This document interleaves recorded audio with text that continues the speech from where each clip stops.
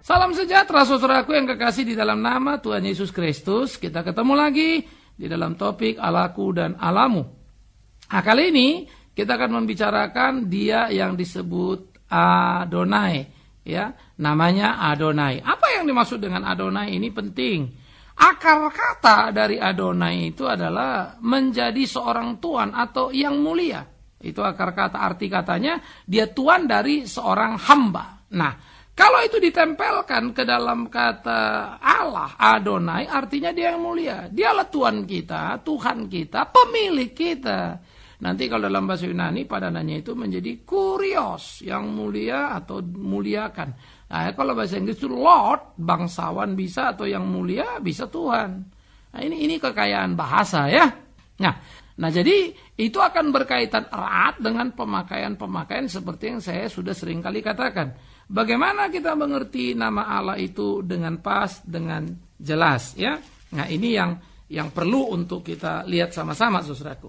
Di dalam Kejadian pasal yang 15, Kejadian pasal yang ke-15 ayat yang kedua, ya. Abraham menjawab, "Iya, Tuhan Allah, apakah yang akan engkau berikan padaku karena aku akan meninggal dan tidak mempunyai apapun juga," ya. Nah, ini menjadi bagian yang mengingatkan bagaimana kalimat, ya, digabungkan antara Tuhan dan Allah, Adonai dan Yahweh, ya. Sehingga Abraham ketika dia berkata, "Iya Tuhan Allahku," dia lagi mau bicara apa? Dia bicara sebagai yang rendah kepada Allah yang tinggi, sang pemilik hidup dia, yang ada pada dirinya, yang berdaulat itu, dan dia adalah Tuhan. Nah, inilah penggabungan dari nama Adonai, Yahweh. Nah, jadi kan dengan segera tadi itu saya bilang, nama itu menjadi manis, kita mengerti. Jadi jelaslah bagi kita, oh itu maksudnya, ya. Sehingga Adonai Yahweh lebih menekankan karakteristik Adonai atau ketuhanan atau dari bahwa dia yang mulia, begitu kan? Maka ditaruh di depan Adonai Yahweh, ya, Tuhan Allah gitu. Nanti kalau Allah, Yahweh, Adonai lain lagi nanti penekanannya kepada Yahweh-nya. Ya itu saja sebetulnya. Tetapi itu menolong kita untuk mengerti dengan utuh sedang apa, bagaimana. Ini yang menarik, saudaraku. Nah, karena itulah bagaimana dikata Tuhan Allah itu ditekankan dia adalah Tuhan atas umatnya, Tuhan sang mulia itu, begitu loh. Nah, ini yang perlu. Nah, bagaimana kalau dia digabungkan Adonai dan Elohim? Ya, Adonai Elohim ada Tuhan Allah. Jadi Tuhan T-nya besar, terus Allah A-nya saja yang besar. Kalau Allah besar semua itu kan dia Adonai Yahweh. Nah, kalau Tuhan Allah T-nya besar, A-nya besar itu ya Tuhan Allah, ya. Hanya kapital di depan saja. Ini adalah penekanan sebagai pencipta yang berarti bahwa Tuhan yang mulia itu ada di atas segala ilah. Karena dia sang pencipta, Adonai Elohim. Itu ada di dalam Daniel pasal 9 ayat 3 sampai 19. Jadi lagi-lagi nama Elohim, nama Yahweh, nama Adonai mempunyai makna yang indah. Baik ketika dia berdiri sendiri atau digabung, tinggal kita memahami apa yang menjadi message, konteks apa yang mau dibicarakan di situ. Itu saja sebetulnya, bukan? Sehingga ini menjadi pembelajaran penting yang menolong orang percaya menikmati pergumulan kehidupannya. Bagaimana kemudian dia belajar untuk mengerti Tuhan yang dikenalnya dan mengerti itu dengan utuh, mengerti itu dengan penuh sehingga tidak terjebak pada perangkap yang salah. Nah, lagi-lagi soal bahasa tadi, pemakaian nama. Ingat, saya akan ulang sekali lagi. Itu adalah berkaitan di dalam terminologi orang-orang Yahudi, ya, bahwa pertama itu pribadi si pemilik nama. Ingat, saya pernah bicara Yakub jadi Israel, ya. Mana bisa saudara seenaknya lalu Bigman berubah jadi Agus, kan? Saya mesti ganti kakak, ganti KTP, sistem modern sudah berbeda, ya. Abraham jadi Abraham. Itu berkaitan dengan sikap iman dan situasi orang itu sendiri. Pribadi si pemilik nama. Nah, kalau dalam Allah, kapan dia disebut Yahweh, kapan disebut Elohim, kapan disebut Adonai, berkaitan dengan sebagai pribadi si pemilik nama itu. Apa itu? Oh, yang pencipta. Oh, yang ada pada dirinya. Oh, yang mulia. Kan begitu. Yang kedua, pribadi yang diungkapkan. Ya, oh Allah yang besar, Allah yang berdaulat, seperti Keluaran 3, 13, 14. Ya, ketika Musa bertanya, kalau aku pergi ke orang Israel, namamu siapa? Tuhan jawab, namaku Yahweh. Bukan. Itu nggak ada Tuhan ngomong begitu. Maka Tuhan bilang apa? Nama aku adalah aku. Loh, apa maksudnya aku adalah aku? Kedaulatannya, pribadi yang diungkapkan di situ. Dia sebagai yang berdaulat dan dia nggak bisa diganggu gugat. Ya, itu dia. Sehingga kedaulatan yang disebut di situ menggambarkan itulah sang Yahweh, sang Elohim, sang Adonai itu. Ini perlu. Jadi bukan namanya harus Yahweh, bukan Elohim, bukan Adonai. Enggak. Ya, yang berdaulat itu siapa? Ya dia si Yahweh, si Elohim, si Adonai. Dia pribadinya diungkapkan ketika Musa mau mengurung dia dalam satu nama. Musa dibenturkan oleh Tuhan. Tidak bisa kau kurung aku dalam satu nama. Musa pun nyengek, nggak bisa terus. Ya dia tahu. Nah, bagaimana orang-orang sekarang bisa mengurung Tuhan dalam satu nama? Ini harus hati-hati kita ya. Nah, ini yang mestinya perlu untuk kita pikirkan sama-sama. Musa aja nggak mau meneruskan lah kok ya, kita ngotot kan nggak boleh dong ya. Yang ketiga, makna nama di Alkitab itu adalah pribadi yang hadir, hubungan antara nama dan kehadirannya. Ya, bagaimana dia adalah Tuhan yang hadir itu ya.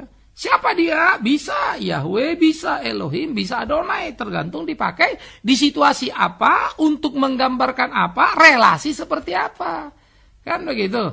Sehingga Elohim, Yahweh, Adonai dipadukan berganti-gantian. Ya. Jadi itu dipadukan berganti-gantian ya. Bagaimana Elohim adalah akar kata Allah yang bersumpah dengan arti kata Allah yang perkasa. Bagaimana Yahweh yang akar katanya berdaulat terus-menerus menyatakan diri dengan arti kata yang ada pada dirinya sendiri. Dan bagaimana Adonai yang mempunyai akar kata menjadi seorang Tuan atau yang mulia dengan arti kata Tuan dari seorang hamba. Ya, sehingga penggabungan Tuhan Allah atau Yehova Elohim itu mempunyai hubungan tersendiri menyatakan dirinya sebagai Allah dan manusia ciptaannya, bagaimana dia berotoritas, bagaimana dia mengatur hubungan antara manusia dan dirinya ya, bagaimana dia bertindak dalam menolong umatnya. Tetapi kalau Tuhan Allah artinya Adonai Yahweh ya, itu lebih menekankan karakteristik keadonaian dari sang Yahweh. Apa itu? Kemuliaan, ketuhanannya. Indah sekali bukan? Dan yang ketiga, kalau dia Tuhan Allah, sekarang penggabungannya adalah Adonai Elohim. Itu pendekatan sebagai pencipta yang mulia. Sang Tuhan, sang pemilik, sang mulia, dialah yang menciptakan. Jadi Tuhan yang menciptakan itu mulia. Dengan membaca baik-baik, teliti, kalimat nama dipakai dengan segera kita mengerti apa yang mau ditunjukkan dari dirinya, bagaimana kita memahaminya, bagaimana kita menangkapnya. Jadi jangan pisahkan. Jangan pisahkan Yahweh, Elohim, Adonai. Elohim, Adonai itu adalah dirinya sebagai Allah atau disebut Tuhan. Yahweh itu namanya. Enggak begitu Alkitab. Tetapi ketika saudara bilang, seperti kita lah. Big Man Sirait manusia namanya Big Man, betul, karena Big Man Sirait memang manusia, selalu saya ulang-ulang, ya. Yang banyak jumlahnya perlu nama Big Man, tetapi aku bukan Tuhan, yang ada pada diriku dan namaku susah mencari-cari hubungannya dengan hidupku sehari-hari. Entah apa yang dipikirkan orang tua ketika memberi nama pada waktu itu kan begitu, ya. Big Man, laki-laki besar, kan susah. Ada yang namanya Hotman, kalau jadi Hotman, laki-laki hot kan gawat juga kita. Masa mau dimengertikan begitu, kan begitu. Nah ini yang kita mesti perhatikan, ada yang namanya juga Postman. Lah berarti laki-laki pengantar pos kan begitu kan. Nah, orang tua kan memberi nama itu situasinya berbeda-beda dengan di waktu lampau. Nah jadi Alkitab menunjukkan pada kita cara yang sangat indah sekali. Yang kedua, Adam sendiri sebagai manusia pertama disebut namanya Adam. Tahu artinya Adam? Ya manusia itu, mankind itu. Itu namanya Adam. Jadi kenapa dinamanya Adam si manusia? Manusia kok ya Adam? Namanya kok menyatu dengan dirinya? Ya iya. Loh kenapa disebut namanya manusia? Memang karena dia manusia. Kenapa yang lain namanya bukan Adam? Karena kemudian tambah orang. Iya kan? Jadi perlu identitas. Kalau Tuhan nggak pernah tambah itu. Tuhan pada dirinya itu abadi, kekal selama-lamanya. Ya, jadi tolong kita lihat sejarahnya. Nah, kembali lagi saudara-saudaraku, ya. Kita menyapa dia dengan sebutan Yahweh, Elohim, Adonai, ya. Sehingga ada kemiripan-kemiripan seperti yang saya sudah selalu bolak-balik sebutkan.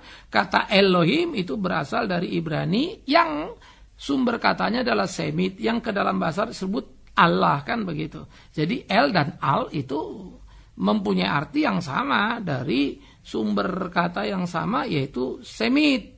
Ya, jadi jangan kita meributkan itu, memperkelahikan atau membenturkan itu. Ya, kita tidak boleh menyebut nama Allah misalnya harus nama Yahweh. Enggak lah, saudara-saudaraku ya. Kalau mau kita ke Alkitab loh ya. Tetapi kalau kemudian ada orang percaya, saya akan begitu terus, saya percaya itu yang benar. Ya mau diapain? Tetapi ya kalau memang mau diskusi Alkitab, tentu kita bisa belajar. Ya, kita bisa lihat bagaimana Kejadian 1 itu muncul hanya siapa? Elohim. Lalu Kejadian 2 sudah mulai Yehova Elohim. Lalu kejadian berikutnya nanti baru muncul Adonai ya. Pasal jauh itu nanti. Nah, ini yang kita perlu lihat. Bagaimana Allah yang berjanji, Allah yang menyatakan diri itu secara progresif, step by step, memperkenalkan dirinya kepada manusia. Dan nama-nama dia yang disebut itu selalu berkaitan dengan apa yang dikerjakannya di dalam hidup manusia. Alangkah indahnya, alangkah manisnya, mestinya. Ya, semua itu membawa kita pada pengenalan yang utuh akan dia dan kebenarannya yang satu. Kan Tuhan kebenarannya bukan macam-macam ya. Satu saja. Kita membuat itu macam-macam, menjadi pertikaian yang tidak perlu ya. Kemudian jadi keributan-keributan yang akhirnya memang menciptakan kesulitan-kesulitan yang menyedihkan ya. Nah, jadi marilah kita belajar untuk memperhatikan ya penyebutan nama-nama seperti itu ya. Bahwa di Yesaya katanya ada namanya disebut namaku Yahweh. Memang betul. Dia mau mengatakan dirinya di dalam kitab itu bagaimana dia adalah Allah yang hadir, yang tidak bisa ditolak. Dia Allah yang ada pada dirinya dan tidak bergantung pada siapapun. Dan dia nyatakan dirinya itu. Dan ingat, nama itu berkaitan dengan hakikatnya. Sedang apa dia pada waktu itu? Di Ulangan, kenapa disebutnya namanya aku? Karena dia bicara tentang kedaulatannya. Jadi nggak ada bisa nama yang mengurung dia. Dia pakai apa yang dia pakai pada waktu sesuai dengan kebutuhan yang ada. Ketika dia berjanji, ketika dia memberi perintah, ya keluarlah. Akulah Yehova Elohim. Kan begitu. Tuhan Alamu, kan jadi menarik lah ya. Jadi sekali lagi saya katakan, 3 nama yang menunjukkan hakikat diri Allah membuat kita mengenal dia dengan tepat, dengan presisi. Nah, itu menolong kita sehingga kita tidak menjadi salah. Dan yang kedua, itu juga menolong kita bagaimana bisa menempatkan diri ketika nama itu disebut. Dia sedang apa, kita bagaimana. Ketika misalnya dia mengatakan, akulah Yehova Elohim, akulah Tuhan Alamu. Ya, yang telah membawa engkau keluar dari tanah Mesir, dari tanah perbudakan. Aku mau jangan ada ilah lain di hadapanku dan seterusnya. Nah, waktu kita baca itu, lihat dulu Yehova Elohim sebelum 10 hukum itu. Yehova Elohim itu sudah membuat kita terkunci sudah. Ya. Kenapa? Dia adalah Allah yang maha hadir, yang maha suci itu ya, yang tidak tergugat itu. Dan dialah yang menciptakan kita. Nah, sudah kan, dari 2 nama itu langsung kita dapatkan 2 bagian yang indah sekali. Dan sekarang dia berkata kepada kita, membuat satu hukum dan ketentuan. Dan ketika dia sang pencipta itu dinyatakan sebagai Yahweh yang hadir itu. Wih, jadi nggak main-main bukan? Nama itu dengan segera memberikan pengertian kepada kita. Dia bukan sembarang yang berjanji, dia hadir dan ada di situ. Itu loh, alangkah amat sangat indahnya. Nah, itulah namanya dia. Yehova Elohim, nanti Yehova Adonai atau Elohim Adonai, selalu itu berganti. Alkitab bikin, kenapa kita yang melarang? Kenapa kita pula membantah kan? Tapi marilah kita ikutin Alkitab itu, marilah kita perhatikan Alkitab itu dengan teliti.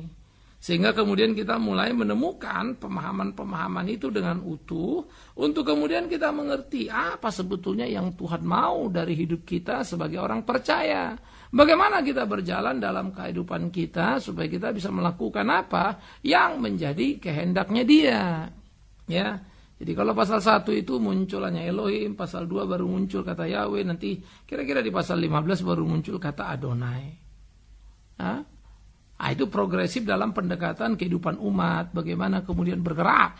Yang satu ketika dia mencipta, yang pasal 2 itu ketika dia sudah mulai memberikan perintah, mana boleh tidak boleh. Lalu jatuh dalam dosa, bukan? Lalu diingatkan manusia itu ditebus, bagaimana Tuhan menyatakan dirinya. Dan kemudian mencari si Abraham sebagai hambanya. Dan dia adalah tuannya, Adonai. Eus, indahnya Alkitab. Saya sangat suka saudara ketika belajar Alkitab itu, lalu melihat kebenarannya sangat presisi. Sehingga kalau kita mau sama-sama tunduk, pasti nggak ada yang ribut kan begitu ya. Sehingga ini akan menjadi amat sangat menyenangkan sekali. Nah biarlah ini menjadi perenungan kita yang kita dalami dengan utuh. Tetapi ya jangan sepotong-sepotong. Sehingga kita melihat sebutan-sebutan itu dengan tepat. Jadi saya ingat tadi kalau Adonai itu ya, kalau Yahweh ataupun Elohim padanannya di dalam PB nanti adalah apa? Theos, Allah ya. Itu baik Yahweh maupun Elohim, karena nanti bahasa Yunani mengenal dua, satunya lagi Kurios, itu padannya Adonai, Tuhan atau Tuhan. Nanti masuk ke bahasa Inggris itu Lord. Kalau kita bahasa Indonesia Tuhan, satu lagi Tuhan tanpa H, kan begitu. Ya. Nah bagaimana kita memakai itu harus clear dulu, Tuhan yang mana nih kan begitu. Oh Adonai Elohim, oh Adonai Yahweh kan, jadi clear sekali. Oh Adonai dalam konteks ini soalnya dia lagi ngomong sama hambanya. Oh yes saya ngerti. Itu indah. Sehingga dengan demikian kita bisa mengerti dengan penuh, mengerti dengan utuh dan menikmati hal yang luar biasa ya. Nah nanti dalam perjanjian baru memang muncul satu istilah yang baru sama sekali. Ya bukan Yehova, bukan Elohim, bukan padanan Adonai. Tapi Peter atau Pater atau Bapa, itu yang diajarkan Tuhan Yesus dalam doa Bapa kami. Ya, sehingga terasalah keimanenan Allah itu, kedekatan yang luar biasa. Kalau transenden itu kan jauh gitu ya. Nah, inilah yang menjadi menarik saudara, yang perlu untuk kita pikirkan bersama bagaimana kita menumbuh kembangkan hidup kita, pengabdian kita, pelayanan kita untuk menyenangkan hati Tuhan. Sehingga hidup itu sungguh-sungguh menjadi satu hidup yang bermutu, keimanan kita menjadi keimanan yang bertanggung jawab. Menjadi keimanan yang bisa kita tunjukkan sebagai wujud kebenaran yang tidak terbantahkan. Nah, ini perlu saudaraku. Sehingga tiap apa yang kita pakai dalam kehidupan kita, tiap apa kita menceritakan kebenaran itu, maka nama Allah itu adalah nama yang kita maknai dengan tepat sesuai pesan Alkitab. Nama Allah itu kita maknai sesuai apa yang diajarkan di Alkitab. Nah kita tinggal ngikutin aja. Jangan kita bikin lagi yang lain-lain ya. Jangan kita bikin yang baru-baru lagi. Nah, lalu kita bermain-main bahasa dalam ukuran kekinian yang gak ada korelasinya dengan Alkitab. Nah ini jadi repot. Nah, makanya sekali lagi saya sih sangat lalu berharap ayo kita kalau baca Alkitab itu kita perlakukan ya bagaimana eksegese ya, menggali apa pesan Alkitab masuk ke dalam ya. Nah saya ingatkan kalau eksegese itu apa yang ada di benak kita masukkan ke dalam Alkitab, lalu Alkitab kita bilang begini begitu, tapi prakonsep sudah ada di benak kita. Nah, kita memang lebih banyak berpikir seperti itu. Kita punya kesaksian, kita cari ayat Alkitab, kita cocokkan dengan kesaksian kita tanpa melihat ayat itu di konteksnya maksudnya nggak begitu tuh ya. Kau aja yang menurutkan menyocok-cocokkannya dengan kesaksianmu. Padahal ayatnya nggak begitu. Tapi siapa yang mau seleksi itu? Semua orang kan bisa bebas untuk mencomot ayat kan. Dan celakanya setiap apapun kalau kita comot-comot ayat kita cocok-cocokkan lalu tampaklah rohani. Inilah repotnya orang Kristen juga. Ya, lalu kalau bilang nggak boleh sembarang loh, mesti lihat. Lah udahlah Pak, jangan jadi kayak Farisi. Nanti kan begitu kan? Nah ini yang menimbulkan sebetulnya kesalahan-kesalahan yang berkembang yang akhirnya membuat kita memang jadi kacau balau. Padahal semua ditempatkan indah pada tempatnya dan mempunyai pemaknaan yang sangat dalam dan luar biasa. Sehingga memberikan kepada kita sebetulnya pegangan-pegangan dan pengenalan akan Tuhan yang sangat akurat. Manek ya? Jadi kalau ada nama disebutkan, kamu nggak mungkin salah. Karena di nama itu kamu tahu pribadi yang diungkapkan, kamu tahu pribadi yang hadir begitu kan. Jadi sebetulnya kita bisa mengetahui semua dari hakikat siapa yang lagi dibicarakan kepada diri kita. Alangkah amat sangat indahnya, iya toh. Nah itu akan menjadi nilai yang luar biasa. Siapa ini pribadi si pemilik nama ini ya? Siapa ini pribadi yang hadir ini? Begitu juga ketika digabung Yehova Elohim, Elohim Adonai atau sebaliknya Yehova Adonai. Tahu kita. Oh ini penggabungannya gini, lagi mau bicara ini. Indah bukan? Sehingga bagaimana kita mengenal dia dalam konteks apa? Nggak mungkin meleset. Itu Alkitab. Itu Alkitab. Nggak mungkin kamu bisa meleset kalau ngerti betul-betul. Nah itulah. Tapi kalau nggak ngerti kita jebak-tebak lah. Padahal sudah jelas artinya sebetulnya. Tapi kita nggak mau tahu artinya itu. Kita cuma bikin arti menurut mau-maunya kita kan. Nah larilah semuanya. Saya suka sekali Alkitab itu. Kalau dibaca, biarkan Alkitab menafsir Alkitab. Perhatikan teliti dari bait ke bait atau dari pasal ke pasal begitu ya. Nggak ada yang salah. Sehingga kitab dengan kitab saling menjelaskan. Very clear. Ya. Nah, nanti begitu di Perjanjian Baru pakai bahasa Yunani juga sama. Clear banget. Sehingga Yahweh yang digambarkan sebagai yang transenden kalau di PL menjadi pater disebut misalnya di PB yang imanen. Apa itu transenden imanen? Kedekatan ya. Kalau imanen dekat, Immanuel, Allah bersama kita, transenden nun jauh di sana kan gitu. Nah ini juga menjadi progressive revelation di dalam Alkitab ketika Allah menyatakan diri. Sehingga kalau orang Israel menyebut nama Allah takut ngumpet begitu di PB kita menyapanya Bapa kami. Wow indah banget, dekat banget. Tapi jangan jadi kurang ajar. Kalau Bapa terus semaunya. Ya seenaknya kita kayak anak manja-manja sama Bapa. Ya oke, tapi kemudian Anda tahu diri atuh hormat sama Bapa, jangan kurang ajar kan gitu ya. Bersikapnya jangan seenak perut. Minta lah yang sopan, jangan jadi ngatur. Kan kira-kira begitu. Nah kalau enggak kan kacau balau semuanya. Nah mari kita pahami yuk dalam konteksnya. Secara tepat, secara jeli kan gitu saudara. Sehingga kita tidak menjadi salah tapi menjadi tepat arah. Karena Alkitab memang tepat membimbing kita. Oleh karena itu selamat mengerti makna nama Allah. Baik ketika dia disebut Yahweh, disebut Elohim, disebut Adonai. Ya, nama-nama itu merepresentasikan pribadi Allah yang hadir, pribadi Allah sebagai yang diungkapkan sebagai pemilik nama yang seperti apa dia itu, dan pribadi yang menyatakan diri atau kedaulatan yang tinggi. Ya, nah ini yang diungkapkan dari dirinya itu apa? Biarlah Tuhan menolong kita, Tuhan membimbing kita, Tuhan memberkati kita dalam mengenal Dia lewat bimbingan Alkitab satu-satunya. Nggak ada yang lain lagi. Kita kembali pada Alkitab itu. Tuhan memberkati saudara. Semoga saudara punya gairah mempelajari Alkitab dengan penuh sikap rendah hati dan kesungguhan yang penuh. Amin. Mari kita berdoa. Bapa di dalam surga, kami bersyukur, kami berterima kasih untuk firman hidup yang boleh kami dengarkan, yang mengajarkan kami betapa ajaib, betapa teliti, betapa presisinya Alkitab itu sesungguhnya. Tetapi kami seringkali menelawang, pergi ke tempat yang lain, berpikir dengan cara kami dan bukan menjelajah, menggali dan menuruti Alkitab itu. Sehingga seringkali ada banyak hal-hal yang berbeda paham yang sebetulnya tidak perlu. Tuhan tolong kami menikmati kebenaran firman dengan utuh, bertanggung jawab, dekat pada sumber. Sehingga hidup kami tetap menjadi arah yang pas, tidak salah dalam melangkah. Terima kasih Bapa di dalam surga. Kami menyerahkan segenap hidup kami dalam tangan-Mu. Di dalam nama Tuhan Yesus Kristus Tuhan kami. Kami berdoa, kami bersyukur pada Tuhan yang sudah mewariskan Alkitab firman hidup itu. Amin. Kita telah mendengarkan firman Tuhan yang disampaikan oleh Pendeta Bigman Sirait.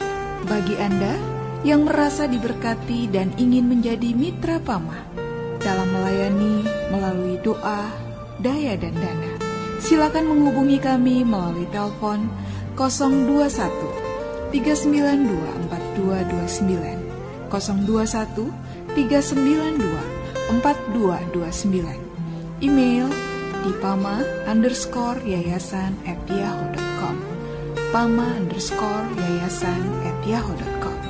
Sampai bertemu kembali di waktu dan gelombang yang sama. Tuhan memberkati.